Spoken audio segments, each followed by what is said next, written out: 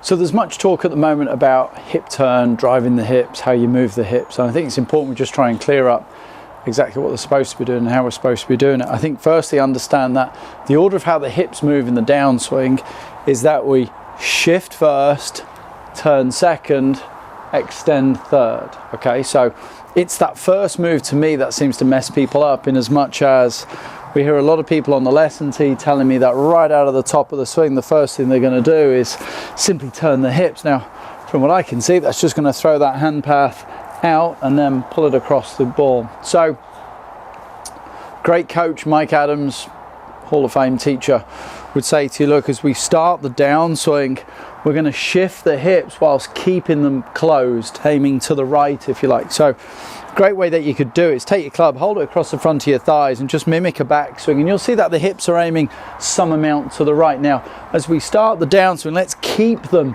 in this closed condition as we allow ourselves to just shift across and into that left side. That's the first sequence.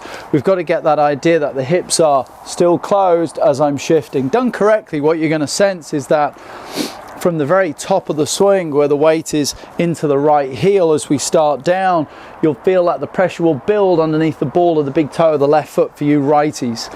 And then essentially, once we feel that we've got that pressure shifted onto the ball of that big toe, then we can start the rotation and the extending.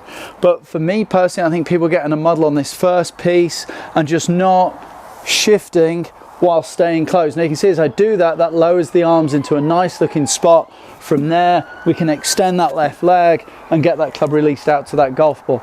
So have a little play with this. If this is something that's maybe been confusing you, let's say you've been a bit unsure about, a bit of a cloudy area, what we should do. Really important, when we start down, we're shifting, but we're shifting in a closed condition. So again, done correctly, we'll get this feel from the top of the swing. We're shifting while still closed, the arms drop down, gets the club in a nice looking spot. See if we can show you one.